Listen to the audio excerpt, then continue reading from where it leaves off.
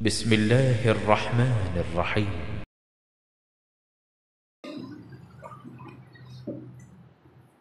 الحمد لله رب العالمين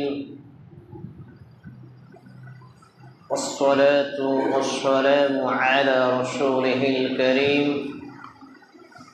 وعلى آله وأصحابه أجمعين أما بعد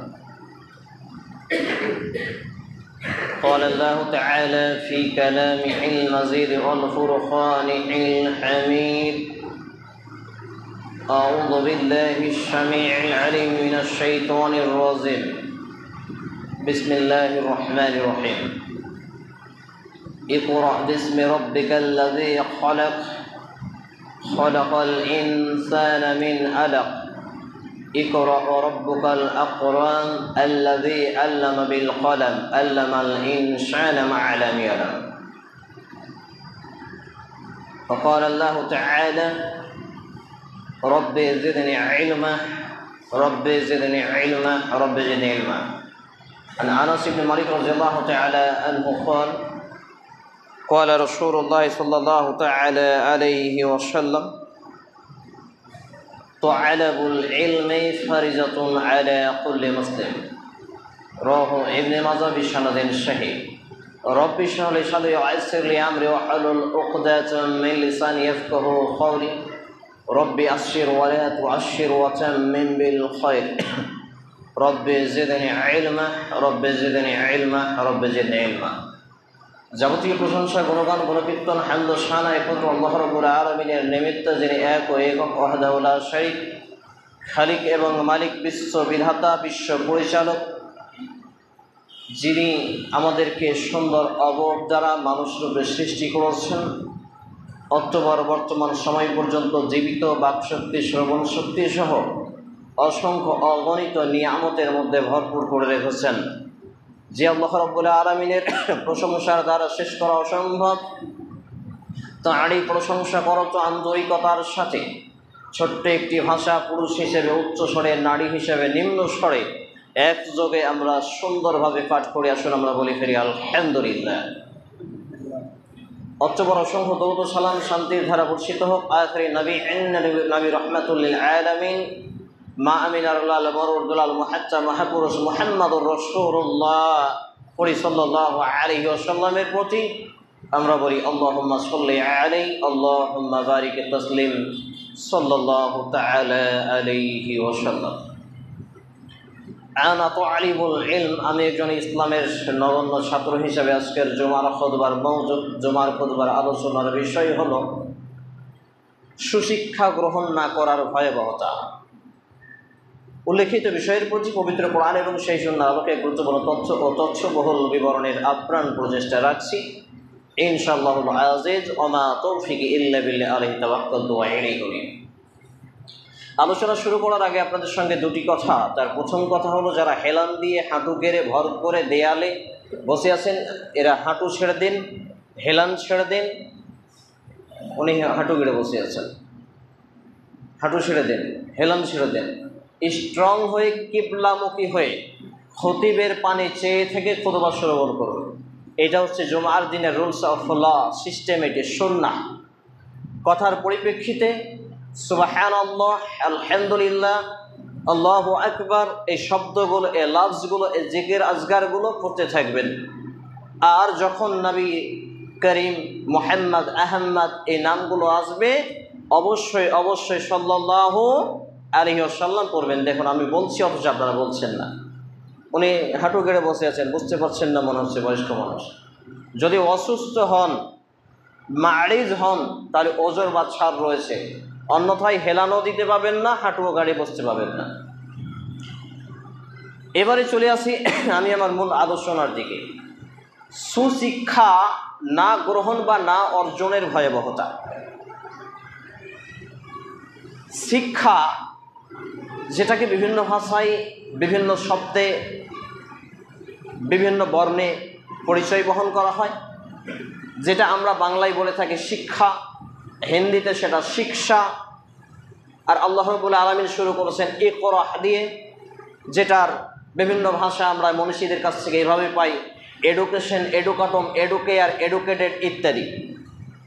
অর্থাৎ শিক্ষা এমনই একটা সম্পদ, বিশেষ করে সুশিক্ষা এমনই একটা সম্পদ, এমনই একটা মূল্যবান রত্ন, এমনই একটা ধনমান প্রাচুর্যময় একটা সিফাত বা গুণ, যেই জাতির বা যেই ব্যক্তির বা যেই দলের বা যেই পরিবারের বা যার মধ্যে বিদ্যমান থাকবে, যেই ব্যক্তি সুশিক্ষিত হবে, যেই ব্যক্তি সুশিক্ষা অর্জন করবে, সেই ব্যক্তি ইনশাআল্লাহ আজিজ ইহকালীন শান্তি এবং পরকালীন মুক্তি লাভে ধন্য হবে বলি সুবহানাল্লাহ। আপনি আবার হাঁটু গাড়লেন, জুমার দিনে সিস্টেমেটিকগুলো হাঁটু গেড়ে বসা যাবে না, বারবার বলছি আপনাদেরকে। যদি বাংলা ভাষা না বোঝেন অন্যান্য ভাষায় বোঝাবে ইনশাআল্লাহ। সম্মানিত উপস্থিতি ভাই এবং বন্ধুগণ, আল্লাহ রাব্বুল ইজ্জাত the first most important topic and subject হিসেবে যেই আয়াতে কারিমাটা রিলিজ করেছিলেন, যেই আয়াতে কারিমা, 5টি আয়াতে কারিমা আমি আপনাদের সামনে দ্বিতীয় খুতবার পরে পাঠ করেছি, সেই আয়াতে কারিমার যদি শানে নজুল, এর তাফসির, এর ব্যাখ্যা এবং এটা নিয়ে একটু তাত্ত্বিক বিশ্লেষণ করি, সামথিং যদি উপলব্ধি করি, গবেষণা করি, পড়াশোনা করি, স্টাডিজ করি, তাহলে উপলব্ধি করতে পারবো যে আল্লাহ রাব্বুল আলামিন কেন আকিমিস সালাহ, ইতাইজ যাকাত ওয়াল হজ্জ, সাওমে রমাজান অন্যান্য লাফজ বা শব্দ দিয়ে কোরআনুল কারীমের শুরুয়াত নাজিল করলেন না, কেন তিনি ইকরা বিসমি রাব্বিকাল্লাযী খলাক দিয়ে শুরু করলেন। নবী মুহাম্মদ রাসূল সাল্লাল্লাহু আলাইহি সাল্লাম হিরা গুহায় ধ্যানে ছিলেন, জানা কথা। আমার আলোচনা প্রায় 421টা মসজিদে, আপনাদের এই মসজিদে খুতবা 400টা মসজিদেই, সম্ভব 420টা মসজিদেই শিক্ষা নিয়ে খুতবা দেওয়া হয়েছে ফার্স্ট টাইম। আর ফার্স্ট টাইম যে মসজিদে যাই সেখানে আগে খুতবা শিক্ষা নিয়ে আলোচনা করি। একটা মসজিদে শুধু মৃত্যু নিয়ে আলোচনা ছিল 421টার মধ্যে। তো প্রত্যেক জায়গায় আলোচনা করেছি, ইউটিউব থেকে দেখে নিতে পারবেন। আমি শুধু জাস্ট টাচ দিচ্ছি যে আল্লাহ রাব্বুল আলামিনের প্রিয় হাবিব মুহাম্মদুর রাসূলুল্লাহ সাল্লাল্লাহু আলাইহি ওয়াসাল্লামের উপরে প্রথম লাফজ, প্রথম শব্দ কোরআনুল কারীমের ওহীর সূচনা হলো ইকরা বিসমি রাব্বিকাল্লাযী খলাক দিয়ে। এটি কোরআনুল কারীমের স্পষ্ট প্রসিদ্ধ সূরা, সূরা আল আলাক 96 নম্বর সূরা, 30তম পারা, 603 নম্বর পৃষ্ঠা, আয়াত নম্বর 1 থেকে 5। এই যে আয়াতগুলো নাজিল হলো, এখানে অন্যান্য আয়াত আল্লাহ রাব্বুল আলামিন নাজিল করতে পারতেন, কিন্তু এর রহস্য, এর গম্ভীর্য, এর মাধুর্য এবং এর প্রয়োজনীয়তা সমাজের মধ্যে কতটা আমি এবং আপনি একটু উপলব্ধি করি। এই যে মসজিদে যখন আমি এবং আপনি আসলাম, আসার পরে কিভাবে আসলাম, বিশেষ করে বাড়ি থেকে বের হওয়ার সময় মসজিদে ঢোকার আগে জুমার দিন হিসাবে গোসল করেছি, তেল সাবান যা হয় মেখেছি, পানি ঢেলেছি সুন্দর করে। আর যারা সুন্নাহ ফলো করেন, ফরজ গোসলের উনি গোসল করেছেন, মিসওয়াক করেছেন, ওযু করেছেন, তারপর পায়ে হেঁটে মসজিদে এসেছেন, সাদা পোশাক পরেছেন, আতর সুগন্ধি লাগিয়েছেন, এইভাবে। তাহলে এই যে একটা বিধান বা সিস্টেম, এবং মসজিদে যে আমরা ঢুকলাম, কিভাবে ঢুকলাম? যেমন খুশি তেমনভাবে? কথা বলেন। আগে ডান পাটা রাখিনি, আমরা অনেকেই দোয়াটা আবার মিস্টেক করি, আমরা শুধু আল্লাহুম্মা ইফতাহ লি আবওয়াবা রাহমাতিক বলি, অথচ এর পূর্ণাঙ্গ দোয়া আমার একটি বই আজ থেকে প্রায় 8-9 বছর আগে প্রকাশ হয়েছিল, হে আমার বংশকল। এটা একটা অধ্যায় ছিল প্রার্থনা বা দোয়া, ওইখানে দোয়াটা পরিপূর্ণ দেওয়া আছে, দেখবেন। সুনানে আবু দাউদ গ্রন্থে হাদিস রয়েছে কিতাবুদ দোয়া এবং কিতাবুদ আদাবে, যে মসজিদে ডান পা রাখার পরে প্রথম অংশ দোয়াটা আমার মতো যারা খুতবা দেয়, যারা হয়তো অনেকে ইমামতি করি, যারা শিক্ষকতা করি, এরাই অধিকাংশ জানি না। সেটা শব্দটা কি? আসসালাতু আসসালামু আলা রাসূলিল্লাহ আল্লাহুম্মা ইফতাহ লি আবওয়াবা রাহমাতিক, এই যে দোয়া। তাহলে এই দোয়াটা আমি এবং আপনি জানবো কিসের মাধ্যমে? সুশিক্ষা গ্রহণের মাধ্যমে। বোঝাতে পারছি না। আমি আলোচনা করছি সুশিক্ষা গ্রহণ না করার ভয়াবহতা, আর এতেই চলে আসবে এর প্রয়োজনীয়তাটা কি। তাহলে সুশিক্ষার প্রয়োজনীয়তাটা কি পেলাম? আপনি বলবেন সুশিক্ষা কেন হলো? শিক্ষার কি আবার কু হয়? জি হয়। একটা সময় ছিল যখন আমি শৈশবে ছিলাম, ক্লাস খুব বেশি হলেই তো 2 কিংবা 3তে পড়াশোনা করছিলাম। তো আমাকে আমার শিক্ষক বলছিলেন যে লেখাপড়া করে যারা, গাড়ি ঘোড়া চড়ে তারা। আমি বলেছিলাম স্যার আপনার এই থিওরিতে ভুল, এটা রং থিওরি, এটা হতে পারে না। কারণ সেই সময় দেখতাম যারা ঘোড়া গাড়ি চালাতো এরা বেশিরভাগই মূর্খ, আমার এটা মাথায় ধরলো, কি করে হয়? আমি তো পড়াশোনা করি, আমি তো ঘোড়া গাড়ি চড়তে পারি না বা চালাতে পারি না, আমার ঘোড়া গাড়ি নেই, আমার বাপেরও নেই, তাহলে এটা হয় কি করে? তখন আমি সেই শিক্ষককে বলেছিলাম, স্যার লেখাপড়া করে না যারা, চোখ থাকতে অন্ধ তারা, আমার এই থিওরি আপনি মাথায় রাখবেন। তিনি আমাকে পিঠে থাবা দিয়ে বলেছিলেন, হাবিবুল্লাহ তুমি যে থিওরি বলেছ এই থিওরি পাল্টানোর মতো কোনো শক্তি নেই। অর্থাৎ এটা বাস্তব কথা যে লেখাপড়া করে না যারা, গাড়ি ঘোড়া চড়ে না তারা, এটা থিওরি ভুল। আর লেখাপড়া করে না যারা, চোখ থাকতে অন্ধ তারা, এটা বাস্তব। এই যে আমার লেখা একটি বই রয়েছে আমার হাতে, এই বইটিতে আরবি এবং বাংলা সংমিশ্রণ রয়েছে। এখন যারা বাংলা পড়তে জানেন শুধু অনলি বাংলা, শুধু বাংলা পারবেন, যারা আরবি বাংলা দুটোই তারা দুটোই পারবেন, আর যারা কোনোটাই পড়েননি তারা চোখ থাকতে অন্ধ, তাই নয় কি? তাহলে সুশিক্ষা অর্জন না করার ভয়াবহতা হলো যে আমাদের মধ্যে শিক্ষায় সু এবং শিক্ষায় কু, আমরা কিভাবে এটাকে, বিশেষ করে আমি এটাকে কিভাবে গবেষণা করে পার্থক্যকরণ করি। সেই শৈশবকালে আমি যখন দেখলাম যে master, doctor, barrister, engineer, professor এরা থাকতেন মানবিকতার খাতিরে। কি জন্য? মানুষের সেবা দেওয়ার জন্য। ওখান থেকে উপার্জন আসতো, এটা আলাদা ব্যাপার। কিন্তু বর্তমান সিচুয়েশনে, বর্তমান জেনারেশনে, বর্তমান সময় মোমেন্টে আমি এবং আপনি যদি দৃষ্টিপাত দিই, master, doctor, barrister, professor, engineer, জজ, উকিল বেশিরভাগই বাটপার, বেদিন, বেঈমান আর ভুঁটি গরম, পকেট গরম করা লোক, তাই নয়?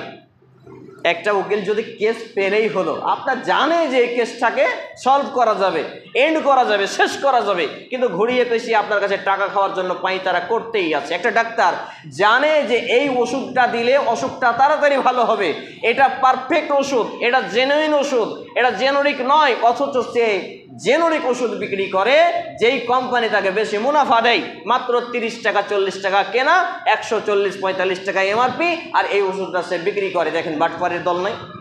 তাহলে এখানে যদি সুশিক্ষা অর্জন করে, তাহলে শিক্ষায় সুটা আমরা উপলব্ধি করলাম। আরেকটু বোঝাই, আপনি আপনার ছেলে master, doctor, barrister, engineer, professor বহু ডিগ্রি অর্জন করেছেন, কিন্তু এখনও দিনে এবং রাতে 5 ওয়াক্ত সালাত আদায় করেন না, মানে আপনি সুশিক্ষিত নয়।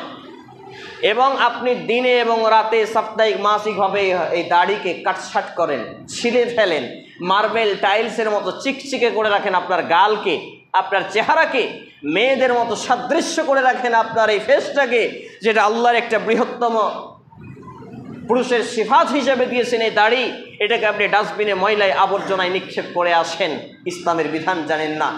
এই যে আপনি মুসলমান দাবি করছেন, সুশিক্ষা অর্জন করতে পারেননি বিধায় টাকনুর গোড়ালের নিচে আপনার প্যান্ট, লঙ্গি এটা সেটা চলে যায়। এই যে আপনি সুশিক্ষা অর্জন করেননি বিধায়, এই ভাই,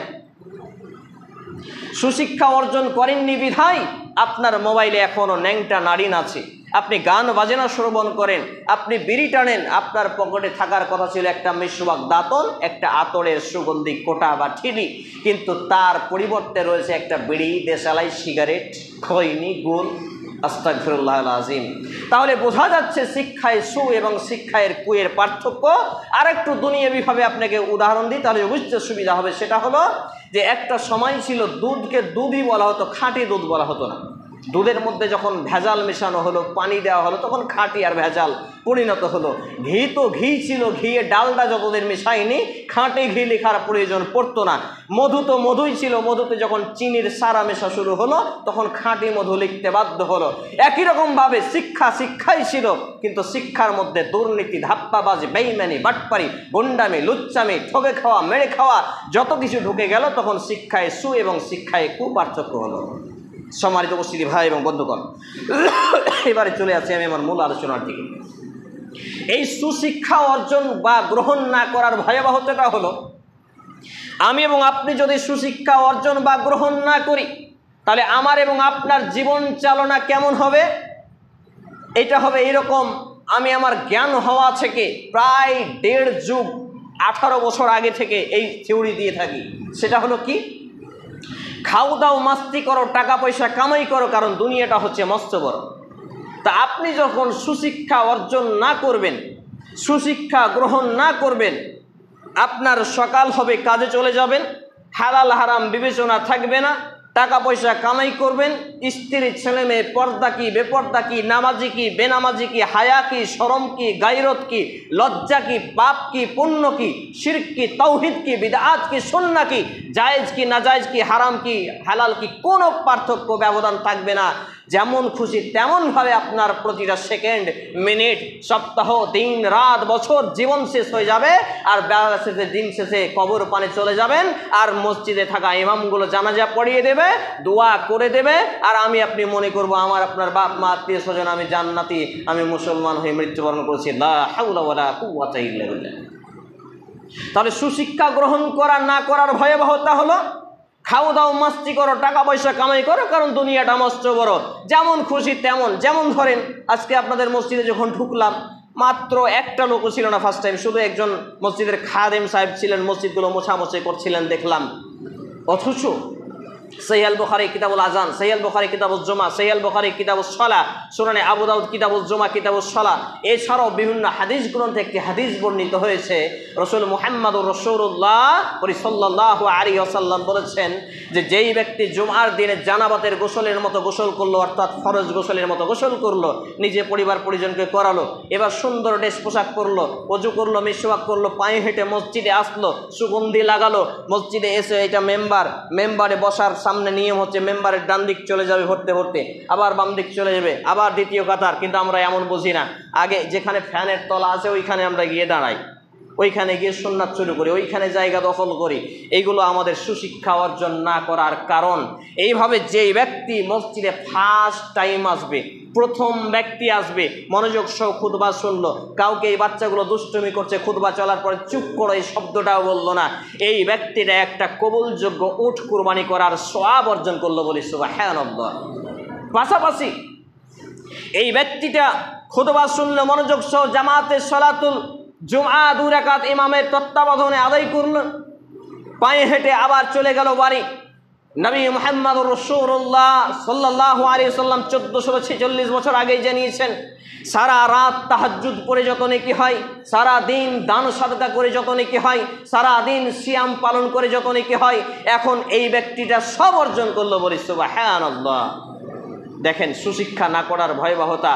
আমরা দুনিয়ার জীবনকে ডেভেলপ করার জন্য, পার্থিব জীবনকে বাড়ি গাড়ি আর মজমাস্তি আয়েশ আরামে একটু উন্নত শিখরে পৌঁছানোর জন্য সব কিছু জানকারি নিয়েছি, কিন্তু জীবন শেষে মৃত্যু, আলমে বারজাকের জীবন, কবরের জীবন, পরকালীন জীবনে আমরা যে সুখময় স্থান নেব, কিভাবে একটু নেকি অর্জন করব, কিভাবে পাপ থেকে বাঁচব, এই নিয়ে বিন্দু মাত্র কোনো চিন্তা টেন্ডেন্সি বলে আমার এবং আপনার মধ্যে নেই, যেটাকে আমি বলি নন সেন্স।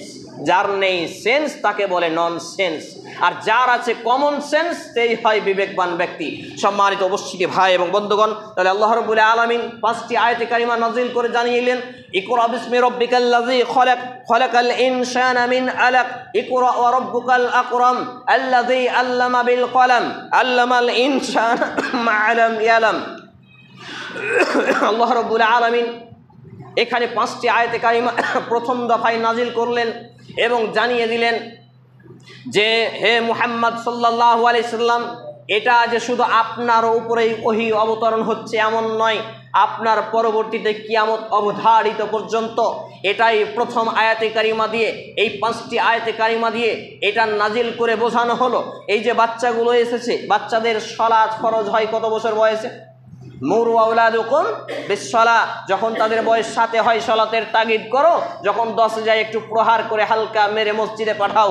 তাহলে 1 থেকে 7 বছর বা 10 বছরের স্পেস ব্যবধান, সময়সীমাটা, তার উপরে কোন ইবাদতটা ফরজ? বোঝাতে পারলাম না। আমার এবং আপনার জীবনে প্রথম ইবাদত কি ফরজ? কারণ আল্লাহ রাব্বুল আলামিন তো জানিয়েছেন যে প্রত্যেক মানুষকেই তো মূলত ইবাদতের জন্য সৃষ্টি করা হয়েছে। ওয়ামা খালাকতুল জিন্না ওয়াল ইনসা ইল্লা লিয়াবুদুন, সূরা আয-যারিয়াতের 51 নম্বর সূরা 56 নম্বর আয়াত। এছাড়া অন্যত্রে আল্লাহ রাব্বুল আলামিন বলছেন, ইয়া আইয়ুহান নাসু উবুদু রাব্বাকুমুল্লাযী খালাকাকুম ওয়াল্লাযীনা মিন ক্বাবলিকুম লাআল্লাকুম তাত্তাকুন। হে ঈমানওয়ালারা, হে মানব সমাজ, তোমরা তোমাদের পালনকর্তার ইবাদত করো, যিনি তোমাদেরকে এবং তোমাদের পূর্ববর্তীকে সৃষ্টি করেছেন, যাতে করে তোমরা মুত্তাকি পরেশগারীর পথ অর্জন করতে পারো। সূরা আল বাকারা 2 নম্বর সূরা প্রথমতম পারা 4 নম্বর পৃষ্ঠা আয়াত নম্বর 21 কথা আল্লাহ জানিয়েছেন। এছাড়াও আল্লাহ রাব্বুল আলামিন জানিয়েছেন, ওয়া আবুদুল্লাহ ওয়া লা তুশরিকু বিহি শাইয়্যাও, আর তোমরা আল্লাহর ইবাদত করো, তার সাথে কাউকে শরীক করো না। সূরা আন-নিসা 4 নম্বর সূরা 5 পৃষ্ঠা 84 নম্বর 84 নম্বর পৃষ্ঠা আয়াত নম্বর 36 আল্লাহ রাব্বুল আলামিন পঞ্চম পারাতে এই কথা জানিয়েছে। সূরা আল মাইদা 5 নম্বর সূরা 72 নম্বর আয়াত, সূরা আল আরাফ 7 নম্বর সূরা 59, 65, 73 এবং 85 নম্বর আয়াত, সূরা আল বাইয়ানা 98 নম্বর সূরার 5 নম্বর আয়াত, সূরা আল হিজর 99 নম্বর সূরার 15 নম্বর আয়াত, সূরা আন-নাহল 16 নম্বর সূরা 36 নম্বর আয়াত। এছাড়াও একাধিক আয়াতে কারিমা রয়েছে যেখানে আল্লাহ রাব্বুল ইজ্জাত জানিয়েছেন যে মানুষ আর জিন জাতিকে ইবাদতের জন্য সৃষ্টি করা হয়েছে। তাহলে যদি মানুষ এবং জিন জাতিকে ইবাদতের জন্য সৃষ্টি করা হয়, তাহলে 1 থেকে 7 বছর বা 10 বছর যে সময়সীমাটা, যেই সময়টা আমার এবং আপনার উপরে সালাত ফরজ হয়নি, এই সময়সীমাটার ফরজ ইবাদত কোনটা? এই সময়টার বেসিক, প্রাথমিক, ফার্স্ট এবং মোস্ট ইবাদত কোনটা? আমি তদন্ত করেছি, গবেষণা করেছি আমার ছোট্ট মাথায় ইসলামের ছাত্র হওয়ার ফলে। 421টা মসজিদে, 420টা মসজিদে এই গবেষণা থ্রো করেছি।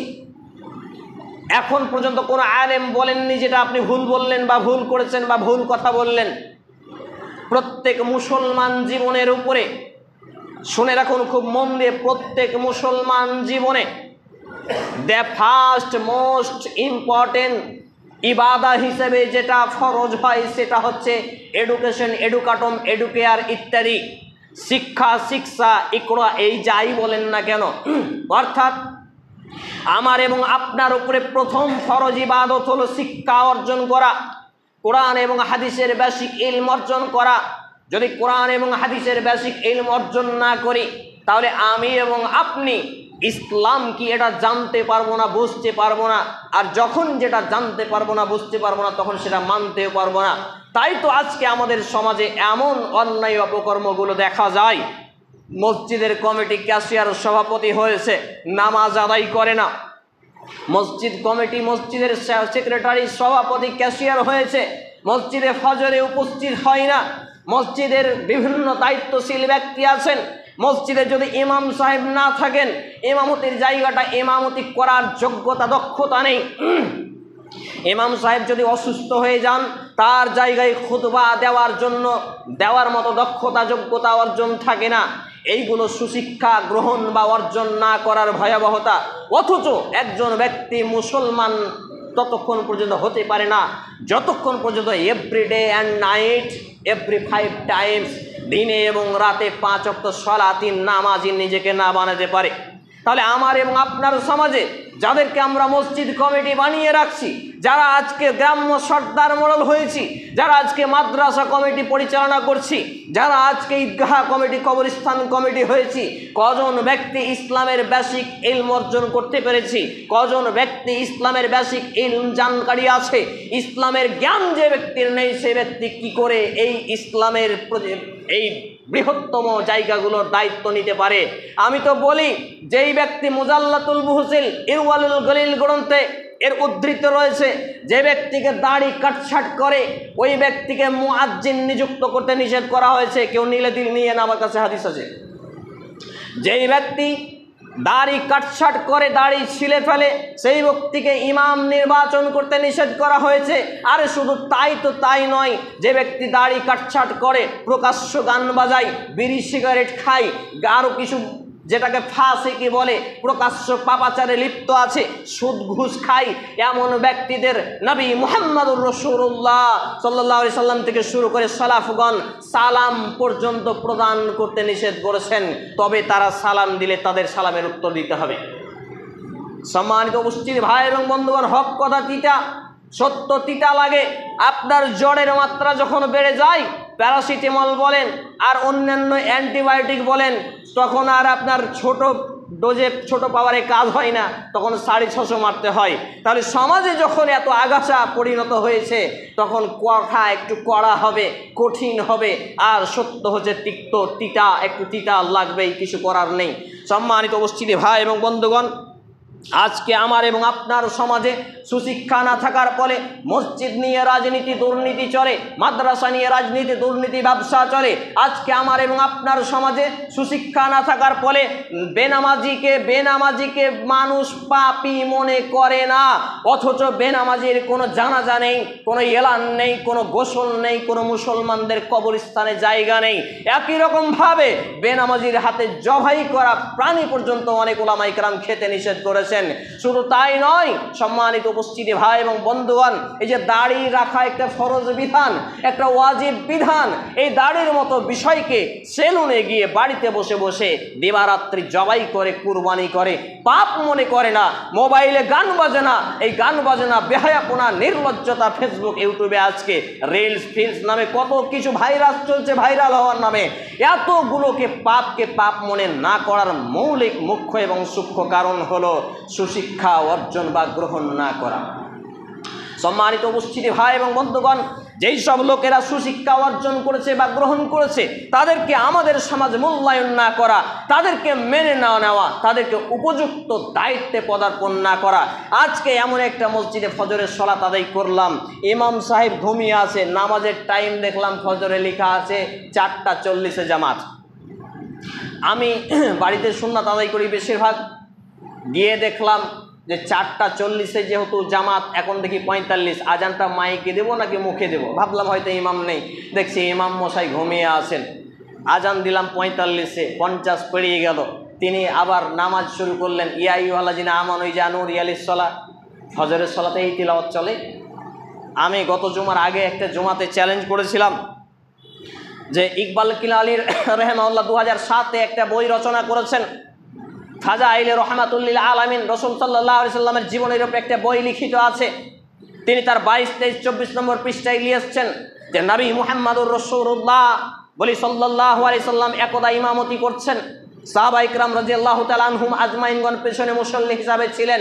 তিনি কুরআনুল কারীমের আয়াত পড়তে পড়তে সূরা আত-তুর, ভালো করে শুনুন, সূরা আত-তুর, মাগরিবের সালাত আবার অন্য নয়, সূরা আত-তুরের 37 আয়াত পর্যন্ত এসে পৌঁছালেন। আজকে আমার এবং আপনার মসজিদে যদি ইমাম সাহেব ফজরে সূরা আত-তুরের 37টা আয়াত পড়ে, আপনি দ্বিতীয় দিন বলবেন মৌলভী সাহেব আপনি বাড়ি চলে যান, আপনি বাড়ি চলে যান, আমি অন্য মৌলভী খুঁজে দেব। সুশিক্ষা কোথায়? আজকে আমার এবং আপনার ঘরের যুবকরা যেমন তেমন করে চুল কাটে, ছেঁড়া প্যান্ট জামা পরে, এইগুলোকে পাপ মনে করে না। 2-4টা গার্লফ্রেন্ড বয়ফ্রেন্ড বানিয়ে রাখে, লুচ্চামি করে, বেহায়াপনা করে, রিলস বানায়, আরও কিছু করে, এইগুলোকে পাপ মনে করে না। এইগুলোর মুখ্য এবং সূক্ষ্ম কারণ হচ্ছে সুশিক্ষা গ্রহণ না করা। আমার এবং আপনার মধ্যে এই যে মোবাইলে মাস গেলে প্রত্যেক মাসে রিচার্জ লাগে 300, 400, 500, 600, আরও কত কি খরচ ফ্রি ফায়ার পাবজি খেলতে গিয়ে, অথচ ওই ছেলেটার দরবারে একটা অসহায় মা, একটা বোন, একটা লোক, একটা কোরআন সুন্নাহর ফাউন্ডেশন থেকে, একটা দাওয়া সেন্টার থেকে, একটা মাদ্রাসা থেকে, একটা মসজিদ থেকে লোক যদি আসে, পকেটে হাত ভরেছে, 10 টাকার নোটটা বেরিয়ে এসছে, ওটা রেখে দিয়ে আবার খুঁজছে মনে মনে যে 5 টাকা কয়েলটা কোথায়। এইগুলো কিসের ভয়াবহতা? সুশিক্ষা অর্জন বা গ্রহণ না করার ভয়াবহতা। সম্মানিত উপস্থিতি ভাই এবং বন্ধুগণ, দ্বিতীয় আয়াত যে আপনাদের সামনে পাঠ করেছিলাম, ঘড়ির দিকে দেখিয়ে না, লাভ হবে না, এই নির্ধারিত সময় খুতবা আমি প্রদান করি না। সম্মানিত উপস্থিতি ভাই এবং বন্ধুগণ, আল্লাহ রাব্বুল আলামিন এটা এখানে জানিয়েছেন যে রব্বে জিদনি ইলমা, এই দোয়াটা আমাদেরকে দিবা রাত্রি পাঠ করতে হবে। সূরা আত-তাহা, এটি হচ্ছে 20 নম্বর সূরা, 16তম পারা, পৃষ্ঠা নম্বর 320, আয়াত নম্বর 114। এখানে আল্লাহ রাব্বুল আলামিন দোয়াটা শিখিয়ে দিয়েছেন যে রব্বে জিদনি ইলমা, হে আল্লাহ তাআলা আমি আপনার কাছে পবিত্র জ্ঞান চাচ্ছি। অর্থাৎ এই দোয়াটা আমাকে উঠতে বসতে চলতে, তাশাহুদে, যে কো সালামের বৈঠকে, এই সব জায়গাগুলোতে বেশি বেশি পাঠ করতে হবে। এই দোয়া বলতে আমি এবং আপনি যদি অভ্যাসী হই, ইনশাআল্লাহ তাআলা আল্লাহ রাব্বুল আলামিন আমাকে ইসলামের বেসিক ইলম অর্জন করাবেন। তৃতীয় নম্বরে আপনাদের সামনে যে হাদিস পাঠ করেছিলাম, এই হাদিসটি বলেই আলোচনা গড়িয়ে ফেলবো। একটা বিষয় আপনাদেরকে বলেই ফেলি, অনেকে হয়তো ঘড়ির দিকে তাকাচ্ছেন যে আপনার এখানে 40-এ খুতবা লেখা আছে, 45 হয়ে গেল, এখনও খুতবা শেষ হয় না কেন? আমি 421টা মসজিদ জুড়ে এক একটা মসজিদে 17-18 বার পর্যন্ত খুতবা হয়েছে, বারবার চ্যালেঞ্জ করেছি, একটা কেউ কোরআনের আয়াত, একটা হাদিস একটা সালাতের কল আমার সামনে পরিবেশন করবেন যে आधा घंटाয় खुतबा শেষ করতে হবে, আমি মাথা নত করে মেনে নেব। जुमा का खुतबा का मौजू छोटा होना चाहिए। छोटा का मतलब ये तो नहीं है कि आधा घंटा में ख़त्म किया जाए। जुमार खुतबा আল্লাহ রাসূল সাল্লাল্লাহু আলাইহি সাল্লাম ছোট করতে বলেছেন, কিন্তু 30 মিনিটে শেষ করতে হবে, এর কোনো বিধান আমার জানা নেই। আপনার জানা থাকলে আপনি প্রমাণ করবেন, আমি মেনে নেব। সম্মানিত উপস্থিতি ভাই এবং বন্ধুগণ, আনাস ইবনে মালিক রাদিয়াল্লাহু তাআলা আনহু তিনি বলছেন, আনাস ইবনে মালিক রাদিয়াল্লাহু তাআলা আনহু قال وقال رسول الله صلى الله عليه وسلم طالب العلم فريضة على كل مسلم। আনাস রাদিয়াল্লাহু তাআলা আনহু বলছেন, নবী মুহাম্মদুর রাসূলুল্লাহ সাল্লাল্লাহু আলাইহি সাল্লাম তিনি বলেছেন, প্রত্যেক তোয়ালাবুল ইলমি ফারিজাতুন আলা কুল্লি মুসলিম, প্রত্যেক যুবক বৃদ্ধ ছোট বড় নারী পুরুষ সকল মুসলমানের উপরে, আলা কুল্লি মুসলিম তামাম মুসলমানের উপরে ধর্মীয় জ্ঞান ইলম অর্জন করা, অন্বেষণ করা, সঞ্চয় করা, পড়াশোনা করা, চর্চা করাকে ফরজ করা হয়েছে। সুবহানাল্লাহ, চিন্তা করেছেন?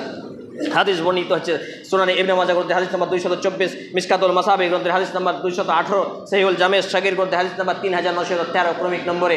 এছাড়াও বিভিন্ন গ্রন্থে হাদিসটি বর্ণিত হয়েছে। সম্মানিত উপস্থিতি ভাই এবং বন্ধুগণ, তাহলে আমার এবং আপনার জীবনের প্রথম টার্গেট পয়েন্ট হতে হবে শিক্ষা, সুশিক্ষা গ্রহণ করা। আর সুশিক্ষা হলো পবিত্র কোরআন এবং সেই সুন্নাহ সালাফদের দৃষ্টিকোণে সঠিক আকীদা এবং মানহাজ ভিত্তিক আহলে হাদিস মোতাবেক আমাকে এবং আপনাকে সুশিক্ষা অর্জন করতে হবে। আজকে সুশিক্ষা নেই বলে সমাজে পাপের পরিমাণ বেশি, অন্যায় রাহাজানি বিভিন্ন কিছু বেড়ে গেছে, মানুষের তাকুয়া নেই, ঈমান আমল তেমন কিছু বোঝা যায় না। আজকে আমার এবং আপনার মধ্যে মসজিদ ভিত্তিক, পাড়া ভিত্তিক, মহল্লা ভিত্তিক সুশিক্ষা অর্জন করতে হবে। সাংগঠনিকভাবে, দলীয় গোলামিভাবে আমাকে এবং আপনাকে আবার কোণঠাসা করার চেষ্টা করা হয়, এগুলো থেকে এড়িয়ে বেরিয়ে আসতে হবে। সম্মানিত উপস্থিত ভাই এবং বন্ধুগণ, যতগুলো কথা বললাম সমস্ত কথাগুলোর প্রতি আমল করার চেষ্টা করুন। আল্লাহ রাব্বুল আলামিন আগে আমাকে অতঃপর উপস্থিত প্রত্যেকটা ভাই এবং বাবা জীবনকে, মা এবং বোনদেরকে আমল করার তৌফিক নসিব করুন। আমরা বলি আল্লাহুম্মা আমিন। হে আল্লাহ রাব্বুল আলামিন, এখানে উপস্থিত হওয়ার ওসিলায় আমাদের আগামী পরবর্তী সময় থেকে, মুহূর্ত থেকে প্রত্যেকটা উপস্থিত ছোট বড় যুবক বৃদ্ধ যারা উপস্থিত হয়েছে প্রত্যেককেই ইসলামের বেসিক ইলম অর্জন করার জন্য আপনি আমাদেরকে কবুল করেন। আমরা বলি আল্লাহুম্মা আমিন। হে আল্লাহ রাব্বুল আলামিন, আমরা যারা অসুস্থ আমাদেরকে পূর্ণ করে শিফায়ে কামিলা আজিলা দিন। আমরা বলি আল্লাহুম্মা আমিন। হে আল্লাহ রাব্বুল আলামিন, আমরা যারা অভাবী আমাদেরকে হালাল রুজি রোজগার বারাকাত নাসিব করে অভাবমুক্ত জীবন দান করুন। আমরা বলি আল্লাহুম্মা আমিন।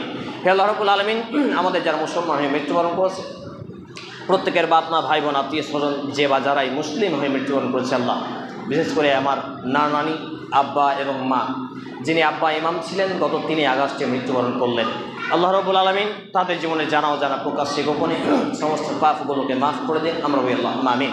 হে আল্লাহ রাব্বুল আলামিন, আমাদের জীবনে জানা অজানা প্রকাশ্যে গোপনে দিনে রাতে ছোট বড় যা পাপ হয়েছে সবগুলো মাফ করে দিন। এই দাবি, এ দোয়া, এ দরখাস্ত মহান আল্লাহ সুবহানাহু ওয়া তাআলার সামনে রেখে আমরা আমাদের জুমার খুতবা আলোচনা এখানেই থেমেছি। اللهم صل على محمد وعلى آل محمد كما صليت على إبراهيم وعلى آل إبراهيم إنك حميد مجيد. اللهم بارك على محمد وعلى آل محمد كما باركت على إبراهيم وعلى آل إبراهيم إنك حميد مجيد.